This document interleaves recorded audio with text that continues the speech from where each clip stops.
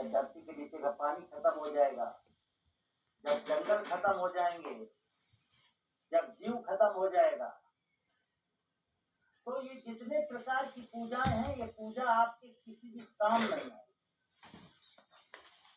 तो मैं किसान भाइयों को सिखाता हूँ, क्योंकि अगर देश का 14 करोड़ किसान मेरी बात समझ जाए, देश का 14 करोड़ किसान अगर मेरी बात जिस दिन समझ जाएगा, उस दिन जानते हो क्या होगा? 14 करोड़ किसानों पर राज करने वाले जो 50 लाख लोग हैं ना, वो सड़क पर आ जाएंगे। 14 करोड़ किसानों पर 50 लाख लोग राज कर रहे हैं, उनको बेवकूफ बना रहे हैं, सच्चाई को छुपा रहे हैं और हसीन हसीन सपने दिखा करके आपकी जेब का पैसा खींच रहे हैं। मित्र, धरती माँ जिसके आप मालिक हैं, कोई 5 बीघे का मालिक है, कोई 50 बीघे का मालिक है, कोई 100 बीघे का मालिक है, आप उस धरती माँ के कस्टोडियन है, उस जमीन के टुकड़े के कस्टोडियन है, और वो जमीन को माँ कहता हूं, और माँ का स्वरूप एक बार निखार दीजिए। इतनी सी तो बात, इस माँ में कार्बन बढ़ा दीजिए। कार्बन कैसे बढ़ेगा? फसल अवशेष में आग लगाने से तो नहीं बढ़ेगा, खरपतवार को बीटीसाइड डाल के मार देने से तो नहीं बढ़ेगा, इस जमीन में हम नाना प्रकार का पेस्टिसाइड डालेंगे उससे तो नहीं बढ़ेगा। एक प्रकृति है, एक भगवान की माया है। प्रकृति क्या कर रही है उसको करने दो, उसी के बीच में तुम अपना जीवन जी लो। अपने जीने के लिए प्रकृति को मत खराब करो।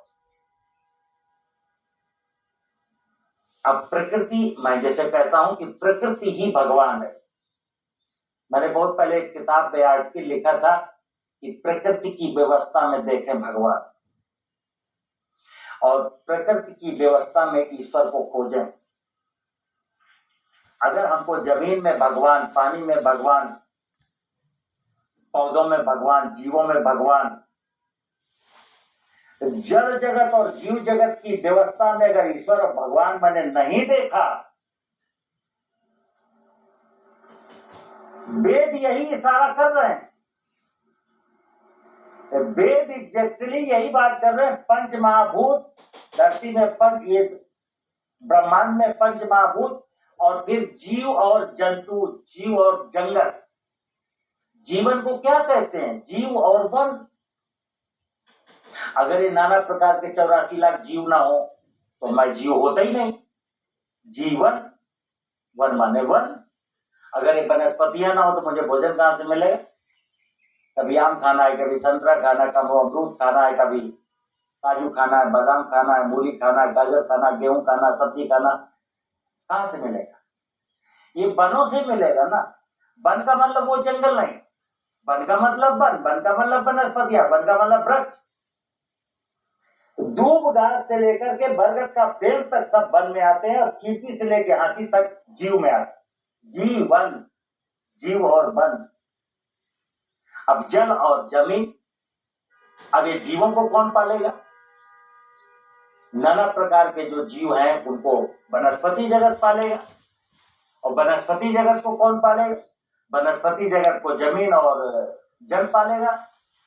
इसलिए मैं कहता हूं, जमीन कैसे फर्टाइल बनाई जा सकती है, पानी वर्षा का कैसे बचाया जा सकता है, खेतों में अधिक से अधिक जंगल कैसे तैयार किया जा सकता है, और जहां जमीन अच्छी है, जल अच्छा है, जंगल अच्छा है, जीव तो अपने आप आएगा। जीव की रचना तो पंचमहाभूत खुद करते हैं, हमें को थोड़ी करनी। सारे जीव बन जाते हैं, और बने ही थे कभी। जीव जगत की उत्पत्ति का इतिहास देखेंगे ना, तो पहले काई जमीन, काई आई, छोटी सी काई आई, बरसात के सीजन में दीवारों में जमीन में जम गई, फिर वो छोटा सा माइक्रोब्स आ गया, फिर दूब घास आ गई, फिर चींटी चीता आ गया, फिर झाड़ियां आ गई, फिर हिरन आ गए, बकरियां आ गई, भेड़ें आ गई। ऐसे से 3 करोड़ 40 लाख साल में व्यवस्था बन गई, और मनुष्य सबसे सुंदर रचना। तो मनुष्य का धर्म क्या हुआ? मनुष्य को केवल इतना समझना है कि मुझे सबसे सुंदर क्यों कहा गया, और मैं सबसे बाद में क्यों आया। जो व्यक्ति अपने अंदर अंतःकरण से पूछेगा ना कि मैं सबसे बाद में, हे ईश्वर तू मुझे बता मैं सबसे बाद में है, तो आपको उत्तर मिल जाएगा। ईश्वर कहेगा अगर तुझे मैं पहले भेज देता तो तू यह क्या करता। इसलिए मैं तुझे सबसे बाद दिलाया, तब तेरे लिए सारा इंतजाम कर लिया, तब मैं तुझे लाया। मैं सुंदर कैसे हूं? सुंदर ऐसे हूं कि अब जो मैंने तुमको व्यवस्था दी उस व्यवस्था को संभालो।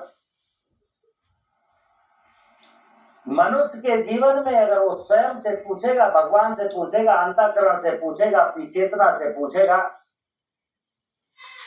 कि हे ईश्वर मुझे एक प्रश्न का उत्तर मिल जाए कि तूने मुझे इस धरती पर सबसे बाद में अवतरित क्यों किया। दूसरा, मनुष्य को सबसे सुंदर क्यों कहा कि तू इस धरती की सबसे सुंदर और अंतिम रचना है, मैं अंत में क्यों आया और मैं सुंदर क्यों हूं। इस प्रश्न को आप अपने आप से पूछेंगे तो पाएंगे, आपका अंतःकरण उत्तर देगा कि तू इसलिए बाद में आया कि जितना कुछ यहां दिखाई दे रहा वो सब तेरी आवश्यकताओं में है। तेरी आवश्यकताओं की पूर्ति के लिए इतना कुछ मैंने बनाया। हमें समझ में आ जाएगा। यस, आम का पेड़ ना होता मैं आ गया होता, गाय ना होती मैं आ गया होता, केचुआ ना होता मैं आ गया होता, तो क्या करते आते? मर जाते, आते और मर जाते इमीडिएट। तो इसका उत्तर मिल गया। दूसरा उत्तर प्रश्न क्या है कि मैं सबसे सुंदर क्यों हूं। तो सबसे सुंदर होने का उत्तर छुपा है कि तू समझ, तू सबसे बाद में क्यों आया। ये जो तेरी जरूरतों के लिए मैंने बनाया है ना, बस इनकी सुरक्षा भी तेरी जिम्मेदारी है। और जो सुरक्षा करेगा वो कर्म योगी कहलाएगा और कर्म का फल मीठा होगा। अब ये सुरक्षा कैसे होगी? जब तक मैं इसको संपूर्ण व्यवस्था को जानूंगा नहीं, तब तक मैं सुरक्षा कर नहीं सकता। तो कहते हैं जीवन के मतलब मोक्ष के या जीवन की उद्देश्य को पूरा करने के लिए 3 मार्ग हैं, ज्ञान मार्ग, कर्म मार्ग और भक्ति मार्ग। ज्ञान क्या है? परमात्मा की इसी व्यवस्था को अपनी आंखों से देखना, अपने दिमाग से समझना कि ये क्या है, ये क्या है, ये क्या है, क्यों है, कैसे है, हमारे जीवन से इसका क्या रिश्ता। तो आपको हर इकाई से संबंध पता करना, चींटी से क्या संबंध है, पेड़ से क्या संबंध है, धरती से क्या संबंध है, नदी से क्या संबंध है, तो आपको संबंध पता चल जाएगा।